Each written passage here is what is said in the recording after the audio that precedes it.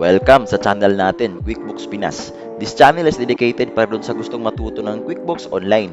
Meron tayong course outline dyan mga boss, madami-dami pa yan. Tsaka meron tayong module binibigay every video. So I'm sure marami kayong matutunan dito mga boss. Tambay lang kayo sa channel natin. At saka pwede nyo siyang ma-access anytime. Basta meron lang kayong internet, visit nyo lang channel dito natin sa YouTube. So promise ko sa inyo mga boss, marami kayong matutunan dito. So kompleto na po lahat. Kailan nyo pa sisimulan? Let's go! Okay, so shoutout nga pala kay ma'am. She's going to be a CPA. So, hopefully ma'am, maging CPA po kayo. Pray po natin yan. So, regarding sa tanong niya kung paano ba daw mag-cancel ng subscription ng 30 days trial. So, this video is sa inyo ma'am. Shoutout po sa inyo. Okay, so good day sa lahat, no? Sa video na ito, ipag-uusapan natin kung paano mag-subscribe sa QuickBooks Online at saka paano din mag-unsubscribe or mag-downgrade sa na-subscribe natin na account. So, simulan na natin. So, eto yung account natin na pupuntahan natin. Ilalagay ko lang to sa description natin. So, click nyo yan. Mapupunta kayo sa site ng QuickBooks Intuit. Yan. So, eto yung website nila, no? And then, dito sa baba, makita yung mga plans and pricing nila. So, i-click nyo lang yan, no? Yan. So, eto yung mga subscription plan ni QuickBooks. So, fortunately, meron silang 90% off for 3 months. So, malaking discount na yan mga boss, no?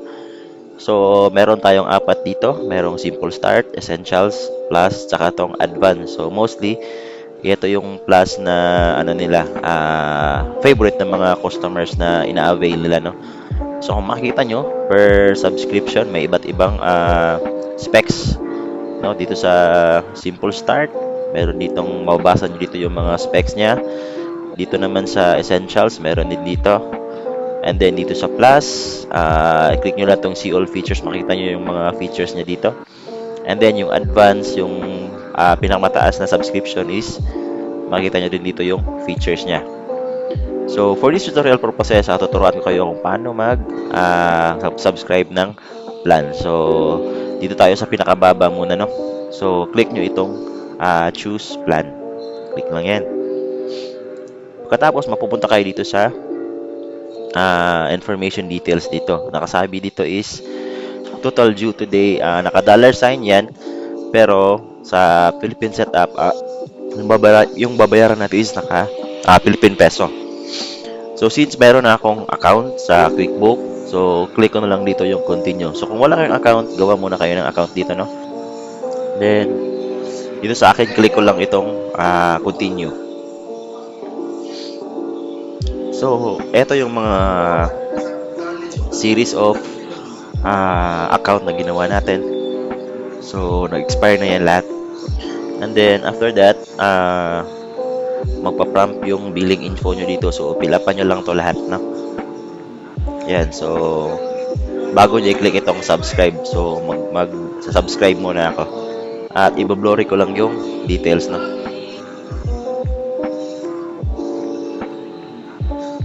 So, kompleto na natin yung details dito. Naka-blurry lang yan. And then, click nyo itong subscribe. Tapos, click nyo itong save.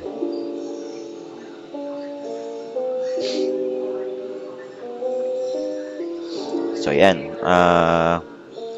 Naka-welcome na tayo. Pwede na tayong gumawa ng kumpanya natin. Ano? Click nyo itong get started.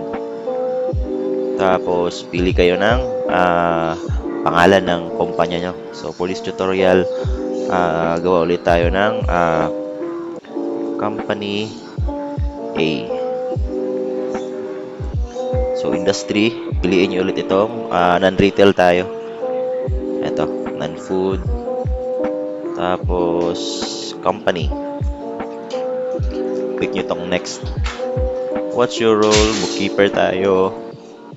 2 to 5. Tapos, do this first lang. Click nyo lang ito. And then, wag muna kayo mag-link ng account. Skip for now muna. And then, skip for now pa rin. And then, skip for now. I-click nyo ito lahat kasi kakailanganin na itong mga transactions na ito. Click, click, click. Yan. Tapos, click next. Ayan, so ipe-prepare na ni QuickBooks yung company details natin. So click nyo lang itong let's go. So eto na yung ano natin, no? Details ng company natin. So ito yung mga details. So punta kayo dito sa gear icon, no? Ito yung pala yung name ng kumpanya ginawa natin. So punta kayo dito sa gear icon muna. And then dito kayo sa subscriptions and billing. Punta kayo dito. Dito nyo makikita yung details ng subscription nyo, mga boss. So medyo mahina lang yung internet ko, ano. Ayan, so eto yung ano natin, details natin, ano. So ang currently na inavail natin is etong QuickBooks Simple Start na merong $2.10 per month or 100 plus something.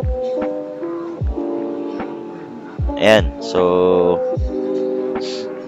lagay nyo lang yung ano natin, yung details natin.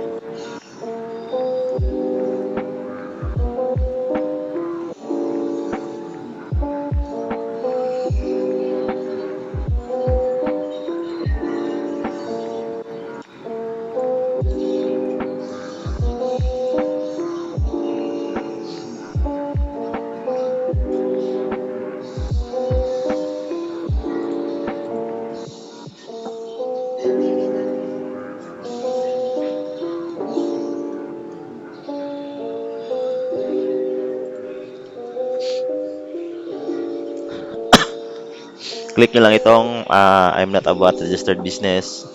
Tapos optional, pwede kayo maglagay ng bot ID dyan. So click nyo itong subscribe. So kailangan palang i-fill up dito yung address. Fill up nyo lang yan. Anyway, mayroon naman yung na-save na primary address yan si QuickBooks. Yan, so click nyo lang itong subscribe.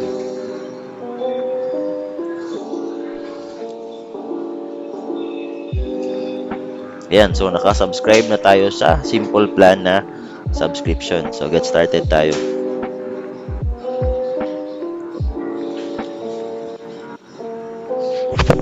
Yan, so eto yung papatak na details natin. Yung blurry ko lang to. Tapos eto yung Mastercard natin, saka yung details sa debit card na ginamit natin.